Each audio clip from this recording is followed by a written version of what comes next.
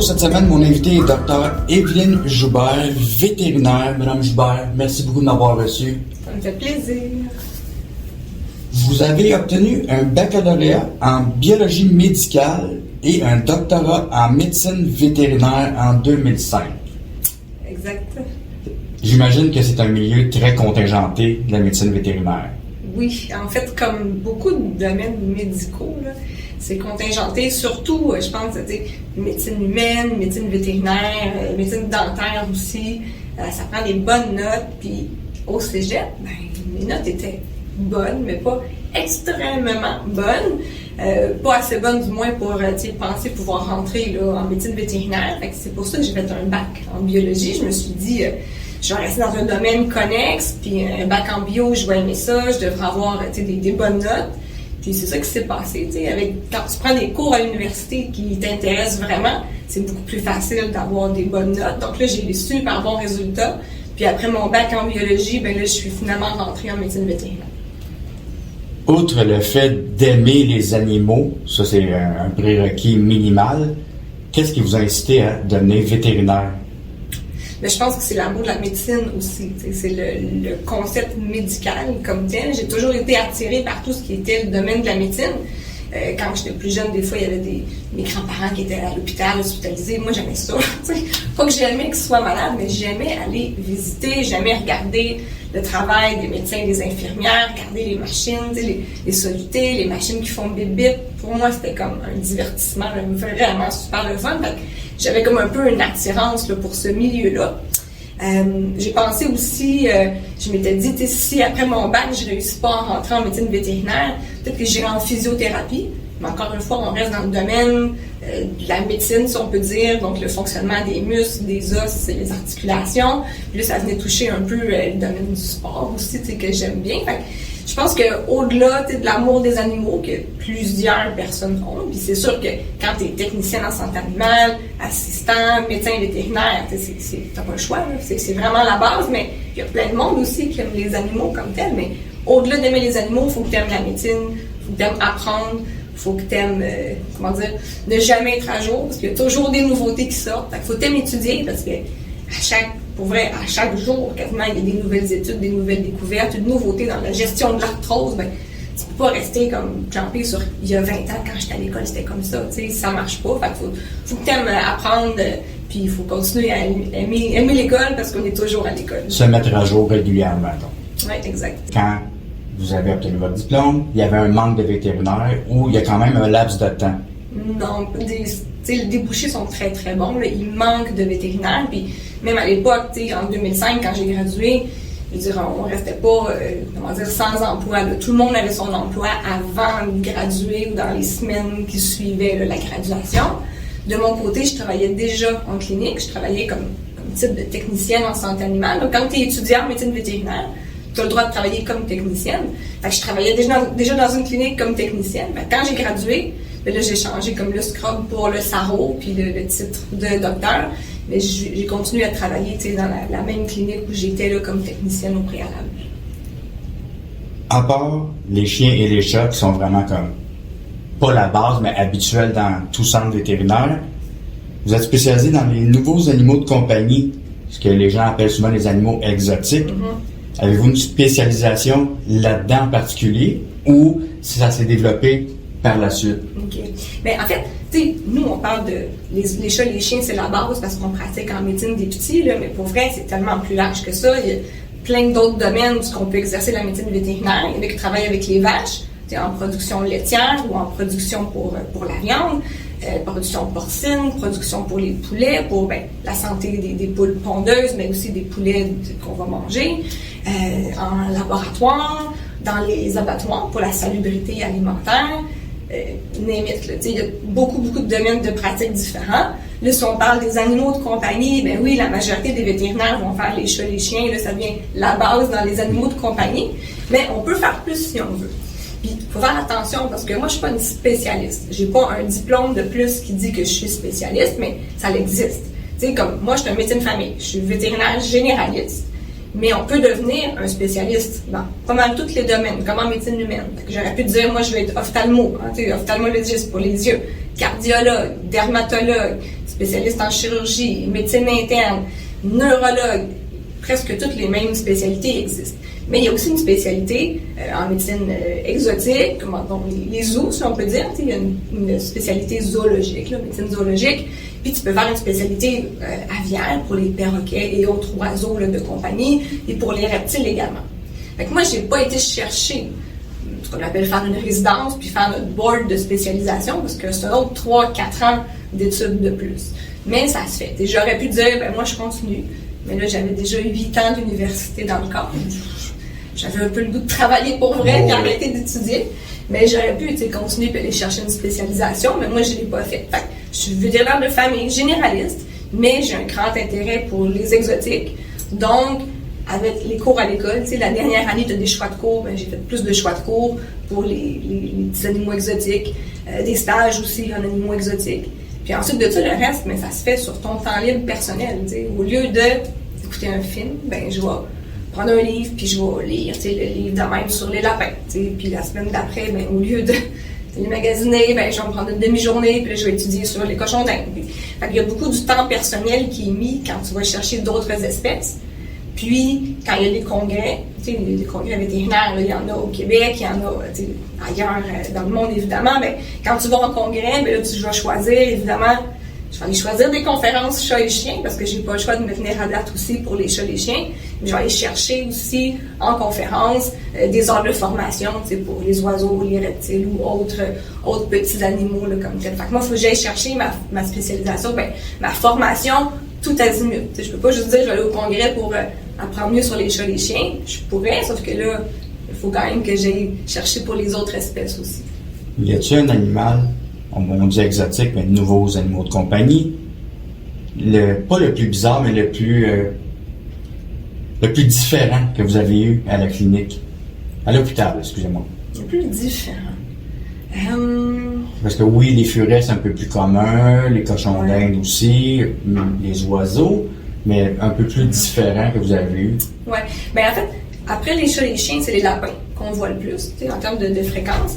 Puis ensuite, après les lapins, c'est les petits oiseaux. Souvent des perruches, des cocassiels, des petits conures. Ce qu'on voit peut-être moins souvent, on a des fois des sugar glider, des phalangés volants. Un phalangé volant, c'est un petit marsupial qui vient d'Australie, Nouvelle-Zélande, dans ces eaux-là comme tel. C'est tout petit, c'est bien cute. Ça, des fois, on en voit, c'est quand même rare, mais on en voit des fois en clinique. Sinon, on a déjà vu j'ai déjà vu un caméléon.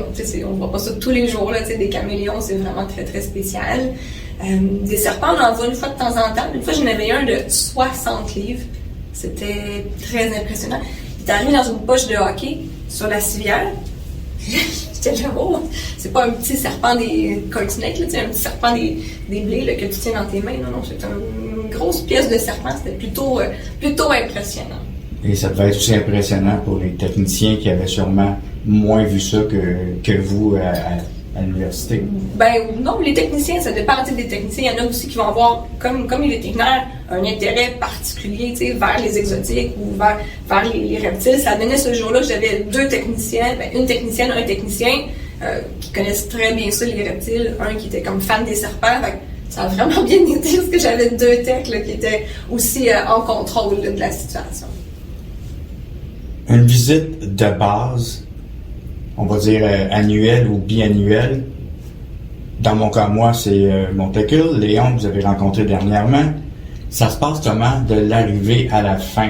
Donc, on arrive ici, toujours avant de commencer, il y a la prise de poids de l'animal. Ensuite? En fait, des fois, les cliniques peuvent fonctionner différemment, mais nous, ici, on travaille beaucoup avec les techniciens, qui sont un peu comme les infirmières et infirmiers. Ils vont toujours commencer la visite généralement pour le vétérinaire, à moins qu'il se passe quelque chose en arrière, ils sont occupés sur autre chose, ils peuvent pas. Mais en théorie, la technicienne commence la visite. Oui, elle va souvent prendre le poids, elle va vérifier pourquoi Léon il est là aujourd'hui. C'est le 3e vaccin, ou c'est le vaccin de 4 mois, ou le premier vaccin, etc. Elle va valider pourquoi l'animal est là. Elle va s'informer de l'état de santé, comment ça va là, depuis la dernière année. On n'a pas vu, mettons l'été l'année prochaine, quand on va revoir Léon, ben, comment ça a été pendant l'année, est-ce qu'il est arrivé des changements, elle va valider comme est-ce que sa santé globale est correcte ou il y a quelque chose qui vous inquiète là, en plus de l'examen annuel, ou on prend le moment de l'examen annuel pour discuter de, je sais pas, vous trouvez qu'il y a engraissé ou qu'il y a un bouton, quelque chose à vérifier. Fait faut dire à la technicienne, elle va quand même regarder ça un petit peu. Elle va valider aussi quelle alimentation vous donnez, parce que c'est un geste qu'on fait tous les jours, puis qu'il y a une grosse incidence sur la santé globale de notre chien. Venir voir le vétérinaire une fois par année, c'est important, mais bien nourrir, c'est d'autant plus important. Elle va vérifier qu'est-ce qu'on prend comme nourriture, être sûr que c'est approprié pour le stade de vie ou la condition de l'animal. Elle va faire ce qu'on appelle le TPR. TPR, c'est 3 valeurs médicales qui font partie des dossiers. La température, P, c'est pour le pouls, fait que la fréquence cardiaque, puis R, la fréquence respiratoire. Ça, c'est des données objectives qu'on doit avoir dans notre examen de santé. Elle va aussi vérifier souvent, il est-tu rondelet ou maigrichon, l'animal. Elle peut des fois aussi regarder les dents, les muqueuses, selon la situation. L'animal, mettons, qui arriverait en détresse respiratoire, ou ben là, elle va faire ça vite, elle va regarder les muqueuses, elle va l'amener en arrière tout de suite. Elle va agir un peu comme une infirmière au triage, mais si on vient, puis il n'y a pas de presse, il n'y a pas de roche, ben là, elle va prendre le temps de faire son petit mini-examen avant. Puis elle va évaluer le tempérament aussi du chien. Parce que des fois, il y a des chiens qui sont bien corrects, bien à l'aise de se faire flatter, de se faire toucher les oreilles, on prend la température dans l'oreille souvent, mais des fois, elle va dire « Oh, lui, j'ai pas pris la température, il était stressé, ou ah, tu sais, il mange les gâteries, mais tu sais, comme, vas-y doucement, il est moins stressé. Ou le chien, il est pas stressé partout. » Fait que là, ça m'aide aussi, quand moi je viens, je sais, tu sais, est-ce que ce chien-là, il est amical, il est pas stressé, ou il est full anxieux, je vais y aller plus doucement, je vais, des fois, comme, pas faire de gros éclats de voix. Tu sais, si j'ai un chien super content, je dis salut, tu sais, le chien. Mais là, un chien qui a peur, on va y aller comme plus calme. Tu sais, fait qu'on essaie de s'adapter aussi à ça. Fait que c'est un truc qu'elle va vérifier. Puis souvent, la technicienne, s'il y a un bobo, un bouton, une plaie, quelque chose de visuel, ben, on va prendre une photo aussi pour mettre dans le dossier, pour qu'on ait comme, preuve au dossier de ce qu'on a vu là aujourd'hui. Puis après ça, ben, elle s'en va en arrière chercher son vétérinaire attitré à la consulte pour aller faire l'explication. T'sais, dans la salle 3, j'ai monsieur Cusson avec Léon, il y a 4 mois, il vient pour tel vaccin, tout va super bien. Fait, là, elle me dit qu'est-ce que je m'en vais faire. Là, moi, je prends mes trucs, je prends mes vaccins, puis là, je viens faire l'examen. Fait que souvent, je vais recommencer par revalider que tout est beau, qu'il n'y a pas de questions. On va faire l'examen physique. L'examen physique, c'est plusieurs choses qui sont vérifiées, là, environ 60aine de choses, j'ai jamais compté précisément, mais on regarde tous les systèmes. Fait qu'on fait l'examen pour voir s'il n'y a pas de drapeau rouge qui sort là, à l'examen.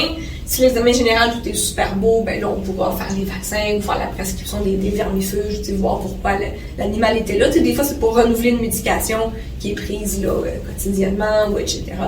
Fait qu'après ça, une fois qu'on a terminé, mettons que c'est des vaccins, mais là, je vais faire des vaccins. Je vais dire c'est quoi les effets secondaires possibles.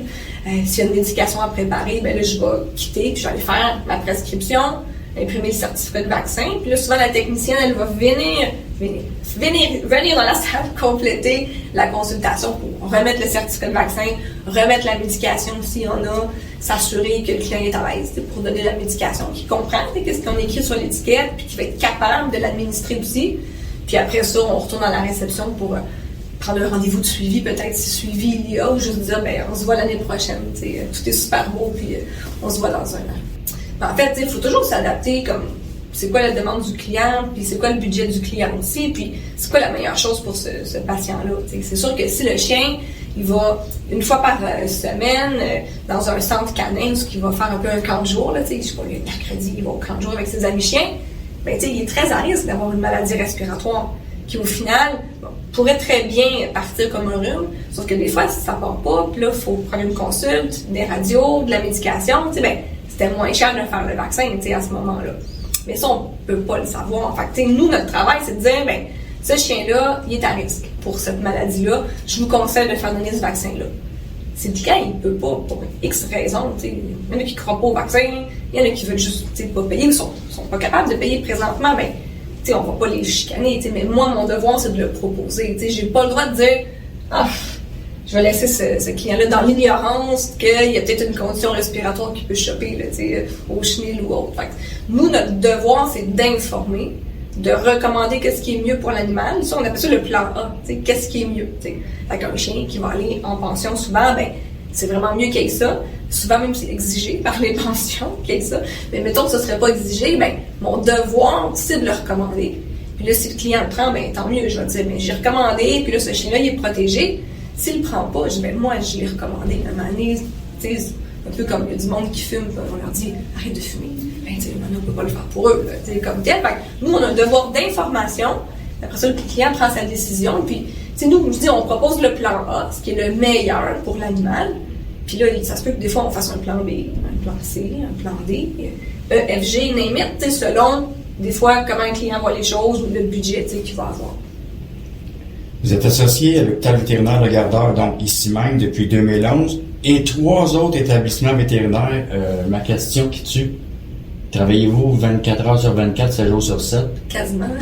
Je vais les ajouter au montage. Ouais, en fait, je travaille beaucoup. Mais en fait, je travaille ici depuis 2011, mais comme associée depuis 2016. Puis, on est rendu à 7 cliniques vétérinaires, moi puis mes associés. On est 7, en fait. Hein. On est 7 femmes, 5 vétérinaires généralistes, une technicienne en santé animale, puis une vétérinaire spécialiste en comportement.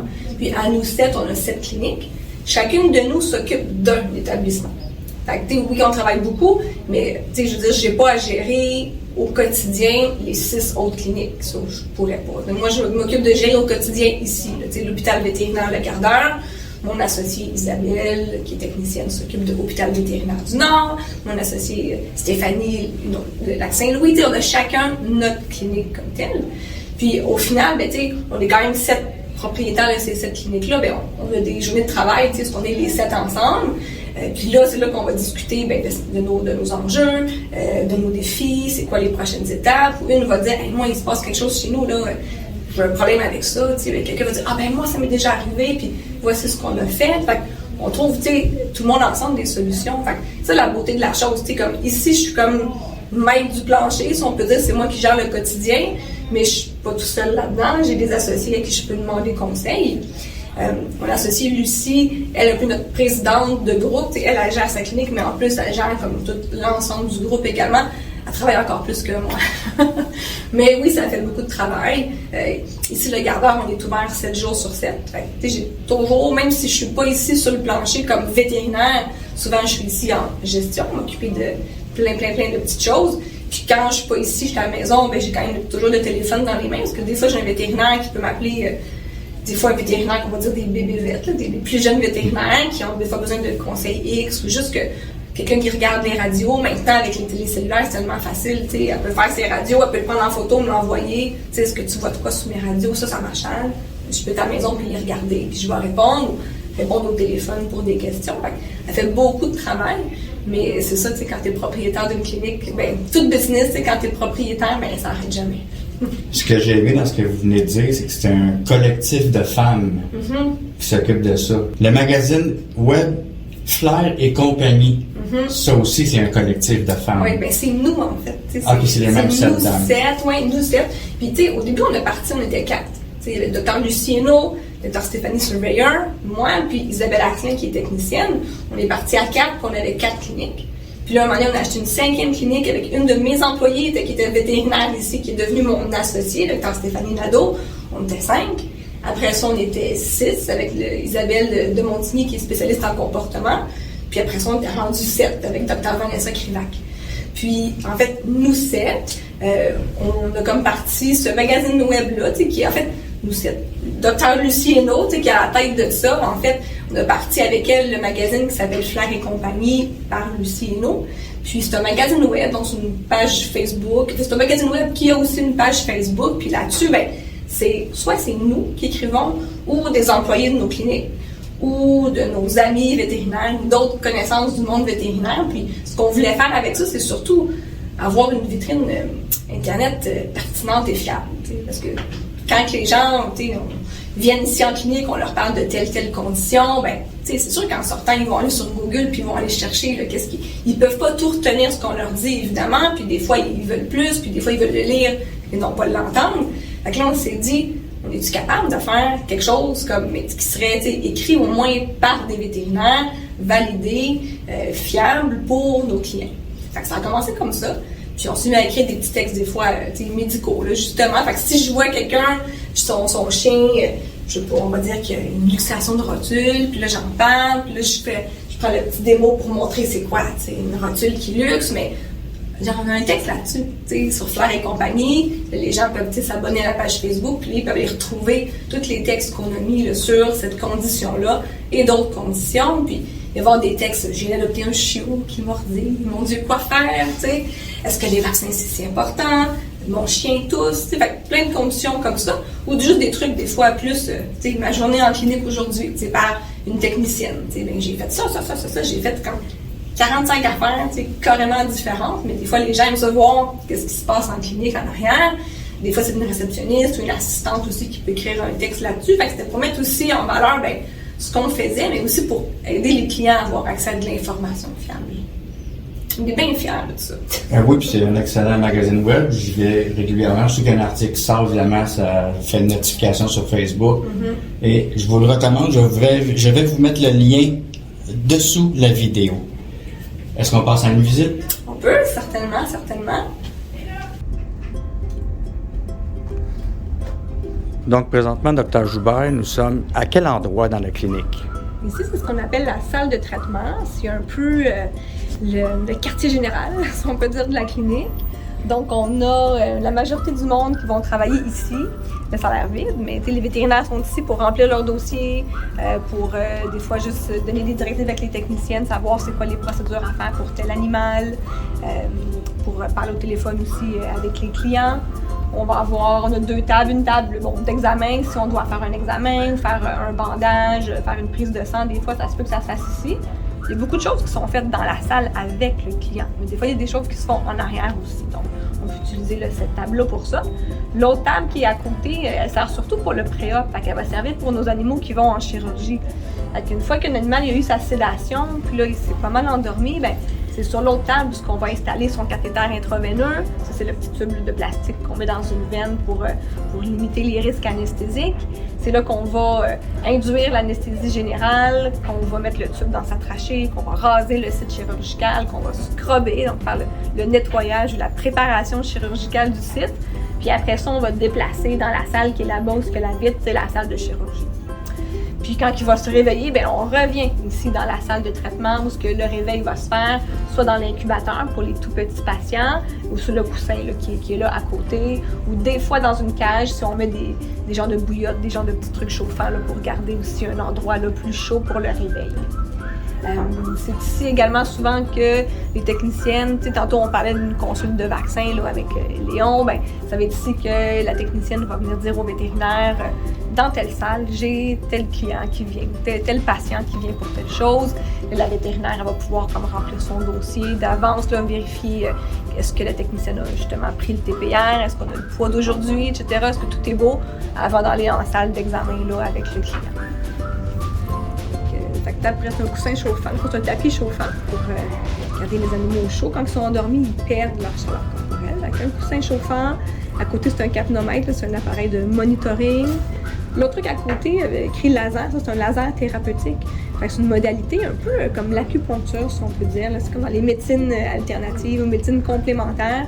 Fait qu'il y a beaucoup de clients qui vont choisir d'opter pour un traitement de laser thérapeutique après la chirurgie. Ça, en fait, sur la plaie, là, comme le site chirurgical, ça va réduire l'inflammation puis favoriser la guérison aussi.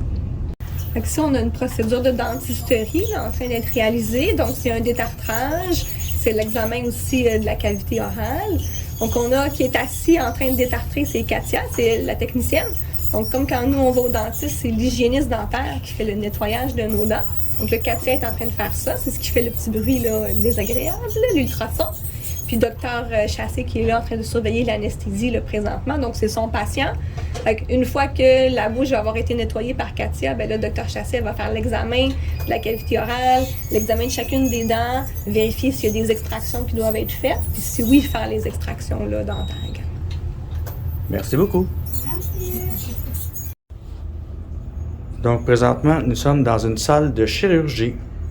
Oui, exactement. Donc, ce qu'on a au mur, le truc bleu, c'est le vaporisateur. C'est ça qui va administrer en fait le débit d'oxygène puis le débit de gaz isoflurane pour garder notre patient bien oxygéné puis endormi.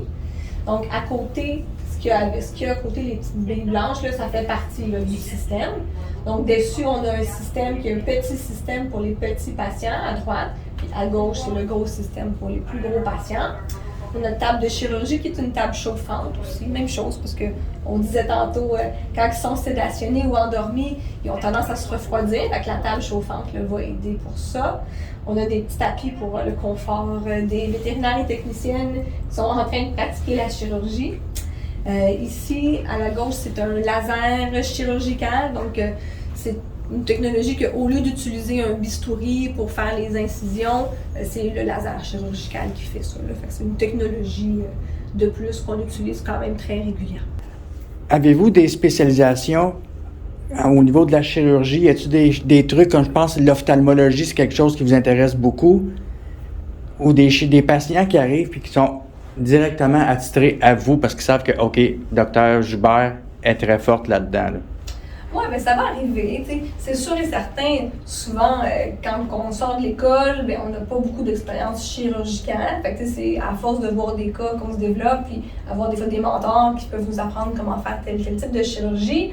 C'est sûr que moi, j'aime beaucoup la chirurgie comme telle, fait que je fais quand même beaucoup de choses. Mais encore une fois, en chirurgie, il y a des spécialistes qui sont là. Fait que, il y a des choses que je peux pas faire. Je fais pas vraiment d'orthopédie, à part des amputations. S'il y a une patte qui est vraiment, il n'y a plus rien à faire, ben moi je peux l'amputer. Ou s'il faudrait faire des tiges, des vis, des plaques pour une fracture multiple vraiment pas belle, ben je l'envoie aux spécialistes en orthopédie si les clients veulent vraiment le plan A pour leurs patients, pour leur chien ou leur chat ou leur lapin ou autre animal. Mais si c'est pas une option ça d'aller en chirurgie spécialisée, ben là nous on peut faire les amputations. Au niveau des yeux aussi, je fais quand même pas mal de chirurgie oculaire, des chirurgies aussi, beaucoup de narines puis voile du palais. C'est une petite mode là, d'avoir les bulldogs français, ils sont bien cute, c'est sûr. Fait que bulldog français, Boston terrier, mais tous ces petits chiens-là à tête très ronde, là, très cute, ben souvent ils ont des trop petites narines puis des trop longs voiles du palais. C'est quelque chose qu'on peut corriger aussi en chirurgie, fait que ça, je fais ça. Des fois, je vais faire des chirurgies de la hanche, quand il y a des fractures au niveau des hanches, puis encore une fois que le client ne va pas voir un spécialiste. Je peux faire certains types de procédures là-dessus, mais des procédures de base, mais qui est quand même différent de faire une castration, par exemple. Donc ici, on est dans la salle de consultation pour les exotiques, ou la majorité des exotiques. En fait, c'est comme un peu la salle de consultation pour les proies. Parce qu'un lapin qui vient en consultation, ben c'est très très stressé. En fait, un lapin, c'est déjà stressé dans la vie parce que c'est une proie. Fait qu'en plus, venir en clinique, c'est toute une affaire. Et en plus de sentir l'odeur des prédateurs, comme un furet ou un chat, ben ça ajoute encore plus à son stress. La même chose pour des oiseaux, etc. Fait qu'ici, c'est la salle pour les lapins, les cochons d'Inde, les rats, les souris, les gerboises, les hérissons, les oiseaux. Mais on n'amène pas de prédateurs ici. Fait que pas de chien, pas de chat, pas de furet, pas de serpent dans cette salle-ci, parce qu'on ne veut pas qu'il y ait d'odeur de ces prédateurs-là dans l'air. Également, on a mis des filets sur la trappe de ventilation, parce que un petit canari, c'est tout petit. Si je l'échappe, puis il s'envole dans la ventilation, ben, ça ne me tombe pas que ça m'arrive. On a sécurisé là, pour ne pas avoir d'escapade pour les petits patients ailés. Puis on a également certaines affiches qui vont plus discuter de l'anatomie de l'oiseau, les dents du lapin. C'est pas toujours facile à comprendre, les dents du lapin. Fait on utilise, j'utilise, moi et l'autre vétérinaire, on utilise beaucoup ces images-là. Ou des fois, on a des petits crânes aussi, je pourrais les sortir, mais des vrais crânes pour montrer l'anatomie comme telle, pourquoi que le trouble dentaire survient là, chez leur animal. Puis on a des produits comme plus spécialisés ici, justement, qu'on n'a pas dans les autres salles, comme le foin, les lapins, les cochons d'Inde, etc. Tout ça, ça doit manger du foin. Fait qu'on a quand même plusieurs catégories là, de foin qu'on peut leur offrir, de la moulée, puis des suppléments. Fait que c'est vraiment une pièce qui leur est dédiée. Donc ici, c'est la salle de radiographie. Quand on doit prendre des radios, que ce soit des pattes, pour des pattes qui sont douloureuses, ou de la toux, on va prendre des radiographies du thorax, ou un patient qui a mal au ventre, radiographie de son abdomen. Donc, ça se passe ici. C'est toutes des radiographies numériques, fait un peu comme sur nos téléphones maintenant. Là. Donc, ça va vite avoir l'accès aux images, on les regarde sur l'écran là, qui est ici. Puis au fond, dans le fond, on a des tabliers, c'est des tabliers de plomb, des caches thyroïdes pour en fait la radioprotection là, des techniciennes et techniciens qui prennent les radiographies sur nos patients. On a une machine d'anesthésie également ici, parce que des fois, il y a des patients qu'on va faire leur radiographie soit sous sédation, puis des fois on veut administrer de l'oxygène, ou encore des fois pendant la chirurgie, on a besoin de faire une radiographie en plein milieu de la chirurgie. Donc on l'amène ici, puis on peut brancher, puis le patient peut rester endormi là, pendant sa radiographie. Fait que ici, c'est le laboratoire. Donc, on sert quand même de cette pièce-ci tous les jours. Entre autres, microscope, surtout pour regarder des échantillons. On a des patients qui ont des otites, qui ont des sécrétions dans les oreilles. On veut savoir qu'est-ce qui cause l'otite. Est-ce que c'est des bactéries? Est-ce que c'est des champignons? Est-ce que c'est les deux, des bactéries et des champignons? Ou est-ce qu'il n'y a pas de microbes puis il y a une irritation là, quand même? Donc, c'est au microscope qu'on regarde ça. On peut regarder d'autres choses au microscope aussi, mais c'est vraiment essentiellement pour ça qu'on s'en sert. Ici, c'est un appareil pour analyser l'urine. Donc, les troubles urinaires, c'est fréquent chez nos chiens, nos chats, nos lapins, nos furets également. Donc, c'est la machine qui permet de faire les analyses d'urine. Ensuite de ça, on a ici l'écran, l'autre truc à côté, c'est pour faire les analyses sanguines, donc faire les hématologies. Hématologie, ça veut dire les cellules du sang, donc pour voir les globules blancs, les globules rouges, les plaquettes. Puis l'autre, c'est la biochimie, fait que c'est pour voir un peu comment fonctionnent les organes internes, là, entre autres le foie, les reins, le taux de sucre et comment, le taux de protéines, etc. Fait qu'il y a plusieurs tests qui se font sur place ici, dans notre laboratoire interne. Puis il y a d'autres tests qui partent au labo externe. Il y a beaucoup de tests qu'on peut faire là, chez les animaux, comme nous les humains. Fait que les plus fréquents et classiques, on les fait sur place. Puis les tests un petit peu plus rares, on les envoie au laboratoire. Ici, c'est la salle de brossage. Fait que c'est ici que les techniciennes puis les vétérinaires vont mettre leur jaquette de chirurgie, leur chapeau de chirurgie, leur masque, qui vont aussi laver les mains puis faire le scrub là, de leurs mains avant de transférer dans la salle de chirurgie qui est juste à côté. Puis ce qu'on a au fond là, sur le comptoir, c'est l'autoclave. Ça, c'est l'appareil qui sert à stériliser les instruments de chirurgie. Puis en dessous, c'est un séchoir avec une jaquette qui est dessus. Parce que des fois, il y a des patients qui se réveillent puis leur température corporelle est un peu trop basse. Fait que ça va aider à les réchauffer. Là, on met la manche de la jaquette au bout du séchoir. On enrobe le chien là, avec le reste de la jaquette. Fait que ça lui fait comme un petit coussin d'air chaud. Fait que ça aide aussi à ce qu'il reprenne sa température corporelle plus vite. Puis ici, on est dans la pharmacie. Évidemment, pour soigner les conditions de nos patients, on a besoin de plusieurs sortes de médicaments. Donc, dans notre pharmacie, c'est un peu classé là, selon les systèmes. Donc, médication, par exemple, pour le tube digestif, les vomissements, la diarrhée, les vermifuges, les antiparasitaires sont ensemble, médication pour les oreilles, pour la glande thyroïde. Bref, on a une de nos techniciennes qui s'occupe là, de bien placer ça pour que ce soit facile de s'y retrouver. Donc, on a plusieurs médicaments ou des fois des produits qui sont des shampoings ou des désinfectants là, pour les soins de la peau qui vont être ici. Dans le frigo, on a nos vaccins. Il y a de la médication qui doit être gardée aussi dans le frigo ou certaines choses également au congélateur. Puis ben, là, de l'autre côté, on a d'autres types de médicaments comme les produits pour les yeux, les antibiotiques, les anti-inflammatoires, etc. En fait, dans le salon, c'est surtout pour faire les euthanasies, pour avoir une pièce au contexte un peu moins médical là, pour procéder à ces derniers moments-là qui sont très très hauts en émotivité. Mais des fois, on s'en sert pour autre chose aussi, pas juste pour les euthanasies. Des fois, il y a des animaux qui sont hospitalisés pendant quelques jours, 2 jours, 3 jours, 4 jours. Ben, des fois, les gens veulent venir visiter, puis quand ils viennent visiter, ben, ils ne veulent pas nécessairement être autour de la cage avec nous dans la salle de traitement, qui parlons, qui faisons d'autres choses. Fait que souvent, on les installe ici, on les roule avec leurs petits poteaux puis leur soluté. On les installe dans la pièce, fait qu'il y a des divans, le chien, le chat, ils peuvent quand même se déplacer là, un petit peu. Puis ils ont quand même porte fermée, on entend moins ce qui se passe dans l'hôpital. Fait que c'est vraiment pour faire des petites visites également qu'on peut s'en servir.